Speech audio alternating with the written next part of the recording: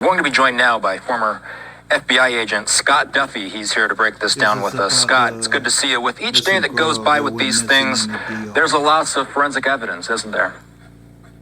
Yes, there is, Austin. Good evening. Thanks for having me on. Yeah, with each passing day, any evidence regarding what everybody would hope against, that if there is a death, that you want to recover that body sooner than later, because with each passing day, yes, forensics are lost. So, when we talk about something like this, there's a major challenge, I would assume, in investigating a case where there's no person, there's no body. What kind of challenges does that present, and how do investigators get over those challenges? Yeah, which also brings us to the fact of what exactly are we dealing with here? Are we dealing with somebody who has walked off by themselves? Are we dealing with somebody who has fallen to foul play, whether it be a kidnapping, some sort of assault, a homicide, or an accidental drowning? So law enforcement is dealing with all those theories, but I believe it is on the right track with bringing all the resources to bear and to treat this at its top, in the sense that let's assume that a criminal act took place and bring to bear all the resources of all the different law enforcement entities that are now involved, and then to downplay it as the evidence dictates as this goes on. A live look at Pittsburgh, which is where she's from, and a live look at the DMV, which is, Pittsburgh, where she went to school, and the DMV, which is where she's from. We've been watching closely how multiple agencies have been tackling this investigation. So I got to ask you about the U.S. involvement, the government of India's involvement, as well as the local investigators there in the Dominican Republic, Scott. So we know that the U.S. and India are working on this. India is where she was born. Then the DR authorities, they suggested that Konanki drowned after going into the waters after a night out with friends. They've also since said that the investigation now extends, quote, beyond an accidental event, and all variables are being examined. Does the DR's story complicate how other governments can carry out their investigation? Yeah, so you are in a foreign territory when you're dealing with outside entities. So FBI and any India law enforcement or intel agencies that are on the ground, to include her hometown in Virginia with regards to the Loudoun Sheriff's Office, nobody can be doing any type of investigative pursuit of this without the request of the DR authorities.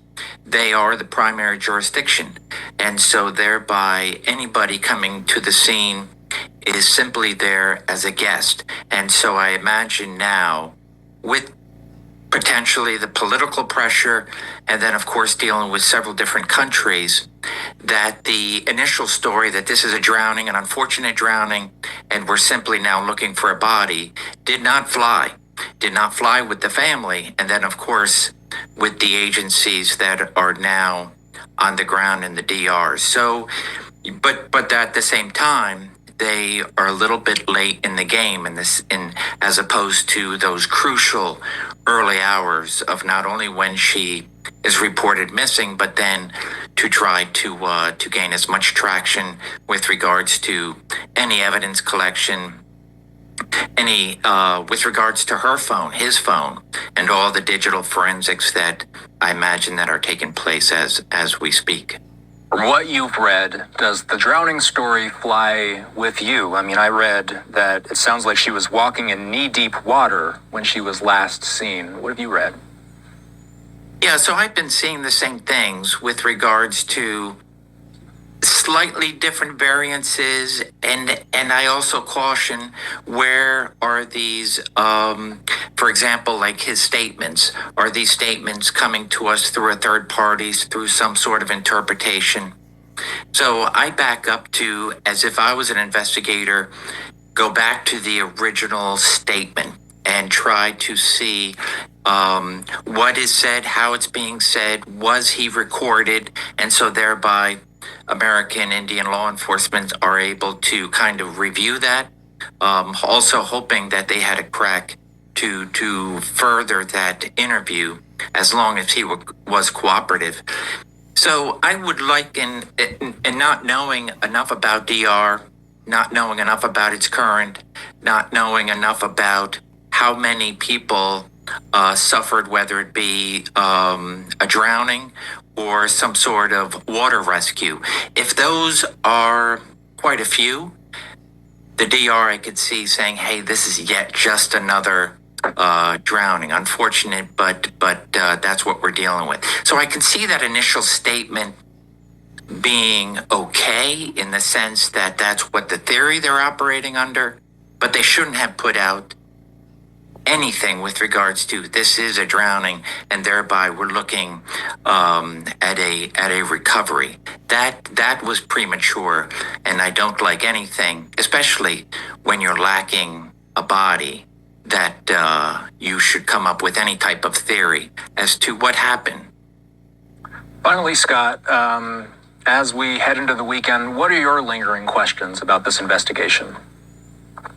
Yeah, so the last person to be with her is key. And whatever other type of video that might be out there, I would hope that there is a constant connection with him, and then of course with his friends. I imagine they're doing a deep dive into his background. Where is he from? Why is he there? Are they there just as she was there with her friends? They're on a college spring break and everybody's having a good time, and perhaps there's alcohol or other substances involved, and that lowers inhibitions, and that changes kind of the landscape of critical thinking skills and so forth. So those are the questions that I would be having, and trying to and figure out the terrain. Are you bringing everything with regards to land and air, with regards to searching out at sea, and then wherever else? If this is something that is nefarious, that has met with foul play, then his story will have fallen apart. Good investigators will be able to have figured that out, and with the local DR authorities to be able to try to uncover additional evidence. It's always following the leads, the best leads that you have, and the evidence that's before you. And if anything that he has said, and I'm okay with missteps, especially for a young individual who may have been drinking, so I'm okay with changes in the story. However, if that story is not met with any evidence to corroborate it, then I would continue down the path that something more than meets the eye is going on here. We always appreciate you, Scott. Take care. Have a good weekend. Thank you, Austin. So what we're going to do next is we're going to toss once again to my colleague, Mike Page. And we're done with that, and here we go with more of an update from Law and Crime. Whether you're a seasoned professional or a passionate hobbyist, Tools Today is your resource for precision cutting tools, power tools, Sudiksha Konanki, the college student who vanished in the Dominican Republic, has been in the news a lot lately.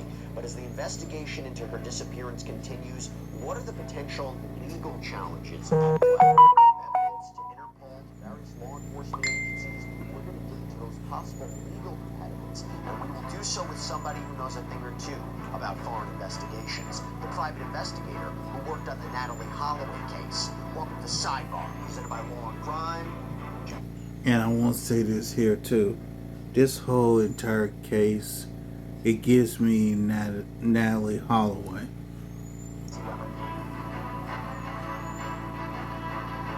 This is a story that has dominated the headlines. The disappearance of 20-year-old Sudiksha Konanki, the University of Pittsburgh student who vanished from the beach at the Rue Republic Hotel in the Dominican Republic in the early morning of March 6th. This is out in Punta Cana. And what we want to focus upon right now are the legal challenges in this story, the legal issues that we should be thinking about, because those can be quite problematic in an international investigation like this. Now, at the time of this recording, what do we know? We know that the man linked to Sudiksha's disappearance, in fact, the person reportedly believed to be the last person seen with her, although, let's be clear, not named a suspect or currently facing any criminal charges, is 22-year-old American Joshua Stephen Reeby from Iowa, senior at St. Cloud State University in Minnesota. According to CNN and Fox 5 News, he apparently told local authorities that he and Sudiksha met that night, went out on the beach, she was giving him kisses, they went into the water. This was estimated around 4:15 a.m. They were hit by a major wave that dragged them into the sea. They tried to call for help. No one was around. Again, this is his account.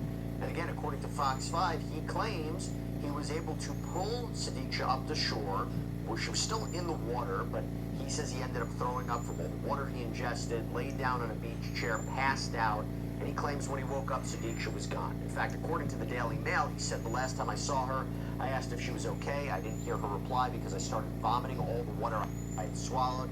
After vomiting, I looked around. I didn't see anyone. I thought she had grabbed her things and left.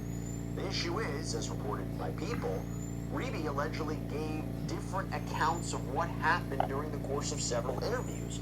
And by the way, that includes him now being questioned over the weekend by Yeni Berenice Reynosa, the Dominican Attorney General. This is according to Fox News. And if you... Yeah, no, look, some of... Sorry about that.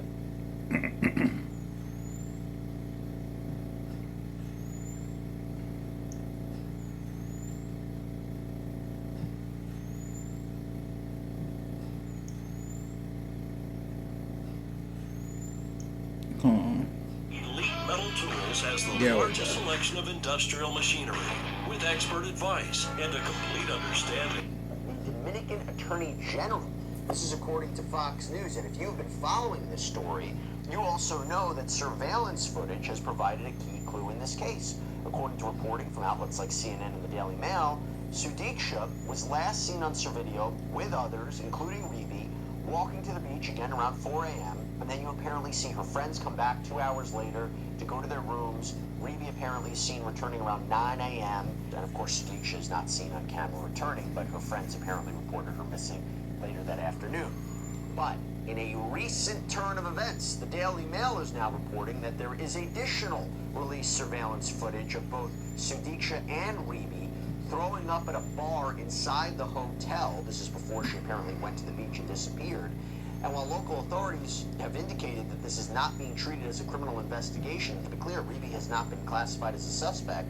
It is believed currently by local authorities that this may be an accident, possibly an accidental drowning. But there are many developments happening in this investigation, provide a lot of potential legal issues, legal challenges. I mean, according to ABC News, the local prosecutor's office said it is, quote, conducting multiple investigating steps that extend beyond a possible accidental event. And NBC has indicated that he was seen with his father, his investigators, his attorney on a beach in Punta Cana just yesterday morning, pointing out to the sea. What does this all mean? We're going to talk about it. For that and more, I want to bring on TJ Ward of the private investigation firm TJ Ward and Associates. Now, TJ was actually the private investigator in the case of Natalie Holloway, the 18-year-old American who died in Aruba back in 2005. It was only until 2023 when Dutch citizen Johan Vandersum finally admitted to killing Natalie as part of a deal to plead guilty to federal extortion charges. So a lot of similarities, differences there. TJ, so good to have you. I want to start from the beginning here. So the legal challenges. Talk to me about the legal challenges revolving the collection, preservation, confirmation of evidence. I mean, you're talking about a foreign land, but you're also talking about where this scene happened, right? That environment. And then also Fox News is reporting that there was a power outage, and you think about the potential loss of digital evidence, although the hotels come out and said there was, electricity in the common areas and surveillance cameras. But talk to me about what we should be thinking about in terms of the collection, preservation, and analyzing this evidence. Well, good morning. Thank you for having me. So, all the evidence that's coming up and what the media has is preservation. What may really happen, what the lawyers know about, what the prosecutor knows about, and all this evidence needs to be put together. And as you said, he's a person of interest. He's not a suspect in this. And also, he's now given several statements that we know things have changed. So that kind of bothers me also. I spoke to the mother briefly when she was with the police chief up in Virginia, and she couldn't talk. So I texted her all my information, my website. I texted her later. I sent her some video of me being on some shows about what I know, and I told her about the voice analysis. And I told her if she would bring me on board, I would raise a GoFundMe to pay for me to come to Dominican Republic. But as of today, I have not heard back from her, which is, Just to make clear that you're talking about a software that can possibly confirm whether or not someone is telling the truth? I have a 21st century truth technology software. It was developed in Israel by a firm. It's being used by 14 different countries. I am the only investigator in the country, in the United States, that's licensed to use it. And I can take this software. I used it in law enforcement. I spent 47 years in law enforcement. It's called Layered Voice Analysis 6.50. I can take any voice transmission and analyze it, and I will tell you what's truthful and what's not true. It's 95% accurate. Ironically, it's being used in India, and where this family's from. But it's not admissible in a court of law, at least in the United States. That's No more admissible than a polygraph is. It's an investigative focused tool for law enforcement. Matter of fact, what got me involved with the Natalie Holloway case, when I saw these boys, Deepak, Satish, and Vandersloot, talking on TV, what was going on, I started analyzing it, and that's when I picked the phone up and called Beth Holloway, and I said, let me tell you what I have. These boys are not being truthful. And then I went, the company that owns Voice Analysis sent me to Aruba, and I met with law enforcement and the FBI, which they told me they didn't use the polygraph, and it wasn't allowed in a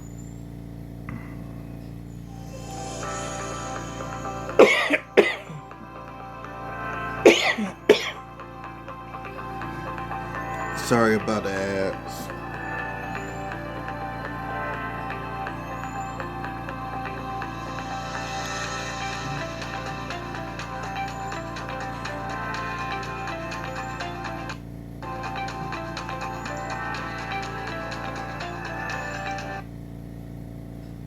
and the FBI, which they told me they didn't use the polygraph, and it wasn't allowed in Aruba. What they don't know, I don't have to have this person in front of me. I can take any transmission live over the phone or from a recording, and I can tell you whether or not they're being truthful. By the way, we're in the breaking news business, so we're constantly staying up to speed, staying alert of what is happening in these ever-changing stories. And so, not a shocker, I got to drink coffee, but I'm very particular about what I like. I'm very particular about what I put into my body, which is why I'm so happy that we partner with Trade Coffee. It is a great sponsor. By the way, gave us incredible merch. Look at these mugs, by the way. Look how awesome this is. So I took their quiz, and in under a minute, they matched me with my perfect coffee. You see, the way it works is Trade sources from top independent coffee roasters across the United States, and then they match me to the coffees that I love most based on my taste preferences, and that includes Alma. Never had it before, but it has that medium roast, which I love. I'm always looking for something not so easy to find. It was fresh, it was ready to go, and get this, right now, Trade is exclusively offering our viewers 40% off of their first order at drinktrade.com/sidebar. That's drinktrade, TRADE.com/sidebar for 40% off your first order. I hope you can check it out. And that's interesting because Reeby apparently told NBC News that, I'm just trying to help them out. The ocean is a dangerous place because, again, it was reported he was on the beach pointing out to the sea. So, and I'll get a little bit more into that. But first I was actually thinking about this. If we are thinking the worst here, and her body is found in international waters, and we hope that there's a safe and successful resolution to this, but, each day passes by, you have to be thinking the worst. If authorities are trying to use resources to locate her in a large body of water, and you're talking about international waters here, are there any potential legal territorial issues we should be thinking about? Because again, this is a very unique scene. Well, the only reason the FBI's there is to help and utilize what they know and cases they've worked with missing persons, just to enhance their investigation. I don't think it'd be a problem because it's international water. Very clearly, the Dominican Republic's laws apply there if they find her, not any American laws. So I understand, they're trying to incorporate some, and the media has incorporate things that apply to the U.S. law, but law in the Dominican Republic is probably a little bit different, the same way it was in Aruba. Laws are completely different. So we can't apply laws here in Georgia, in the U.S. and Georgia and so on and so forth, what happens in the Dominican Republic, because they have their own laws.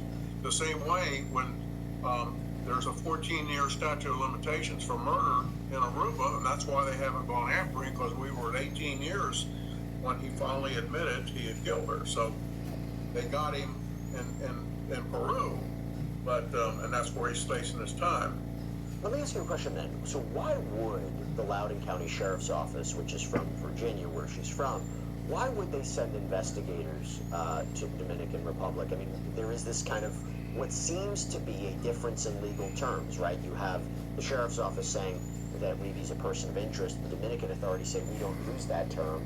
Now, is it just, terminology, language? But you also wonder about issues of jurisdiction and why legally they are there. They can't make an arrest, right? I mean, what should we be taking away from that? I think just to bring their expertise to help the Dominican Republic. I mean, I have, these people in these other countries are not up to speed with law enforcement and what can be done in investigations as we are. I mean, we're already trained. Aruba sent some of their investigators to the FBI Academy to be trained, and after the fact, after Natalie went missing, the mere fact, I think they're sending their investigators from Virginia down there just to be present. And I guess because the family's from Virginia and that's where she is, and I think that, they're trying to be helpful, and that's why the sheriff's involved, which is good. I mean, that's good. That's good. That is good. And I'm glad he sent them there, and I'm glad the FBI's there to help them, because you're going to get some top-notch investigation. Exactly. Instead of a country that we may not know what their legal ramifications are. Top 4 reasons why I got the Pro-Colored F13 PTF printer. Number 1, on-demand print. And I will get to that investigative part as well, because I think there was another big legal update that we'll talk about there. But if you want to talk a legal issue, you want to talk about potential legal liability, there has been a lot talking about this resort. So even putting aside, let's say this was a case of an accidental drowning, outlets like Fox News, and they did great reporting on this, have been talking about, well, what was going on at that resort. As I mentioned, there's been reports that the power went out, that the AC shut down. Guests had to go, down to the beach. Think of Sudiksha going down to the beach. Now, apparently, the resort came out, said that the common areas had power. There was surveillance footage. But you also think about the fact that, were people not able to properly charge their cell phones, get out messages? Is that a conflict? But now the hotel, the resort apparently had warning signs that there were sharp waves afoot.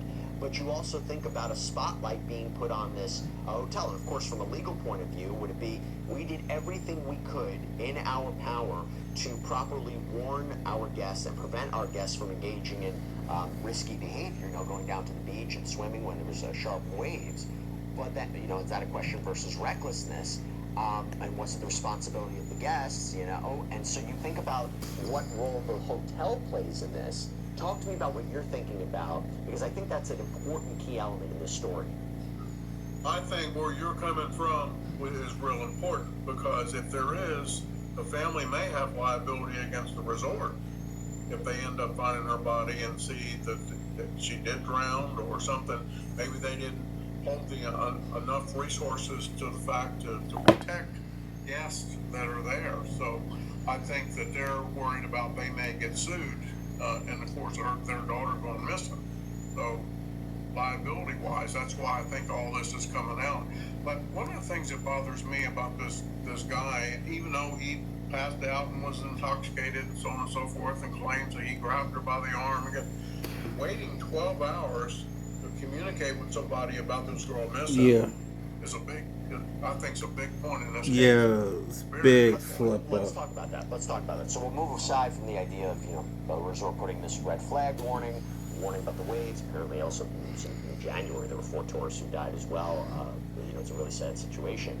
But let's talk about what he said or allegedly said, because I think another big potential legal issue came out more over the weekend, because it is being reported that Reedy's attorney indicated to NBC his passport was confiscated by the authorities in the DR. His lawyers telling NBC in an email over the weekend that Reedy has been confined to the hotel since the investigation began. He is permanently escorted by the police anywhere he goes, so no, he's not free to leave. And let me add to that, according to People, his family explained, despite his full willingness to cooperate, Josh has been detained under irregular conditions and subjected to extensive questioning without the presence of official translators or legal counsel until Wednesday, March 12th. He has remained in his hotel room under police surveillance and has been repeatedly taken to the police station since March 6th, where he has been interrogated for long hours. This situation has raised serious concerns within his family, which has led us to retain legal counsel to initiate legal actions, ensuring his safety and the protection of his rights throughout this process. Now, TJ, you and I both know, if this were to happen in the United States, this could be potentially quite problematic for a future case against the suspect. I'm not saying there are criminal charges going to be filed against him or did anything wrong, but the way in which somebody is questioned and the way in which somebody is detained is a key factor here. Now, do you think that there is a potential violation of his rights? Are you concerned by anything that's being reported here?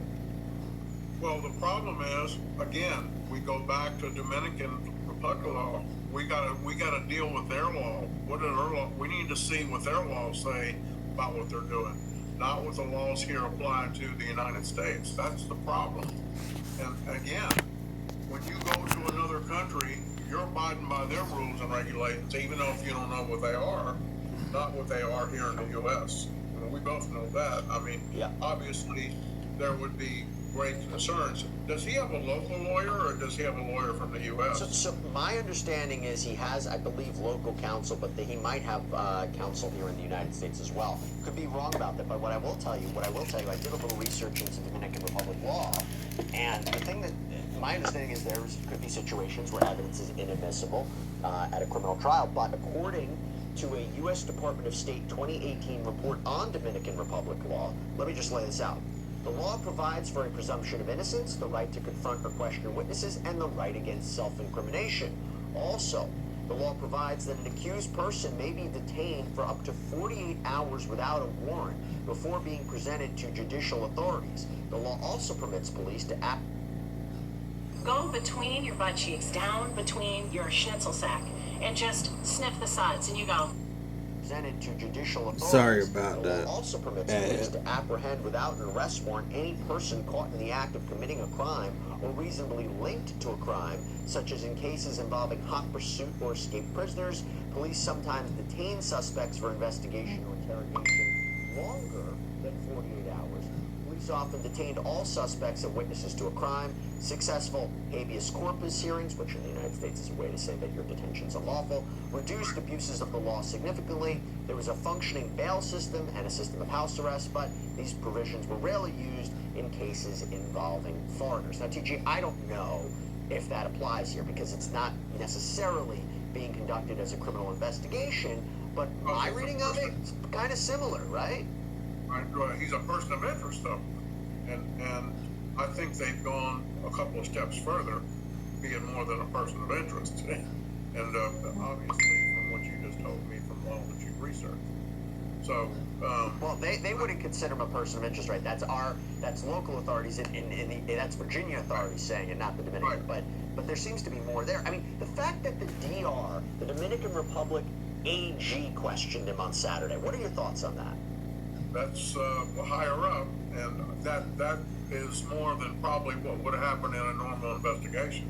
The AG coming in, but I think the AG has come in because of all the publicity that this case has gotten is why he's there involved now. And the same thing happened in Aruba. And but I mean, there's new things there happening now that we know about. And you know, there when he extorted Beth Holloway, and the FBI questioned him with Natalie's mother's lawyer, and we handed him $25,000 in cash. He should have been arrested right there, but he wasn't. So there's certain things that happen in certain places. So I think we're just going to have to watch and see what comes up. But his lawyer there has he's got to represent him. And if they're violating laws or on the Dominican Republic, then they need to be addressed. And but right now, you know, everybody, their biggest concern in that country, the same way with Aruba, is losing business in that country because of what's going on. And they had that problem in Aruba with all the media. Every media outlet in the world was in Aruba when Natalie Holloway was going on. And the media's picked up now in Dominican Republic, and their thoughts of losing business in their country because of this is a big deal. But Yeah, we also have to look I can that totally see these that. kids that go down to these other countries aren't looking to the fact of safety. They're looking to be able to drink, party, have a good time. Yeah, they The want spring U.S. break. also placed the Dominican Republic a challenge, a place that had problems with rape, murder, robbery. So they don't Et think cetera, about that. et cetera. They don't think about that. So something's happened here. You know, they had 2 individuals, I understand, in the Dominican Republic that drowned a few months ago, and they found them very quickly. So that's why one of the concerns, if she drowned, and all the searches has all been done now with helicopters and people in the water and professionals going in, divers, why haven't they found anything? Yeah. I just got a little Why haven't they concerned found whether she's in nothing? the water or not. I can understand that. I can understand that. And look, from the resort's point of view, that's why they've been so adamant. So we've had red flag warnings in place. It's Right. false information about the electricity going out where it got out. Now, I did want to ask you about this, though.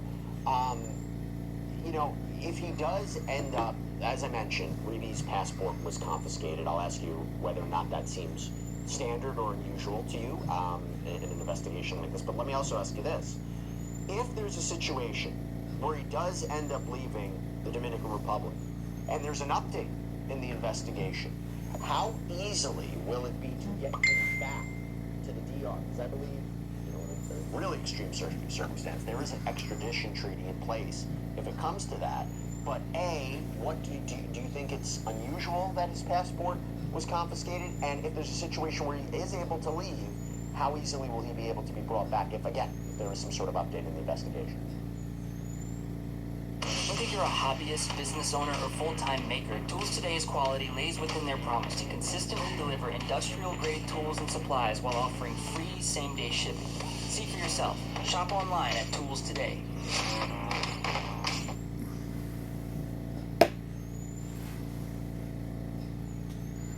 These Sephora colognes are a scam. Did you know these luxury fragrances cost almost nothing to make? David and I used to spend... I will tell you, I have another country right now in another case in Anguilla, if you know where Anguilla is. Yeah. We had 2 people die there, and the 4 survivors that were there have been subpoenaed to come back. They left Anguilla, and they're now in California. They have left, and they've subpoenaed them to come back for the hearing with the about the autopsies and all that were done, and they won't come back. So that may be what they're looking at, the same thing. If he comes back to the U.S., he may not come back to the Dominican Republic if something comes up if he leaves. So I think that's a concern. Yeah, it was just something I was thinking about. But by the way, back to your earlier point, it was reported also by NBC that Regional Red Cross Director Fernando Becerras told the outlet yesterday that he had no further information of whether a body had been found, which does bring me back to a couple more points that I wanted to get to, the legal points. So as we're talking about, right, the way you question somebody is very important, particularly for the admissibility of evidence, and the interviews that he apparently conducted. I want to talk about it. So this is being reported by Fox 5 News that when Reeby was interviewed by investigators in the DR for reportedly 4 hours, he answered more than 50 questions. And the outlet actually got a copy of the transcript that was translated. And here are just some of the questions. How can we verify that everything you have said is true? What did you tell your friend when he asked about the missing girl, Konanki Sudiksha? What do you think about Sudiksha's disappearance? Did Sudiksha know how to swim or not? Do you remember if Sudiksha made any gestures or screamed while in the sea? Did you inform the authorities of the hotel about what happened with you and the girl on the beach? Did you tell your friend what happened between you and the girl on the beach? How do you feel about this situation? And it also should be noted that according to Fox 5, Levy apparently refused to answer several questions, including his thoughts on her disappearance, why he didn't alert the hotel authorities about what happened. And according to the Daily Mail, he reportedly replied, "My lawyers advised me not to answer that question." I'll go ahead and cut this short. Now, TJ,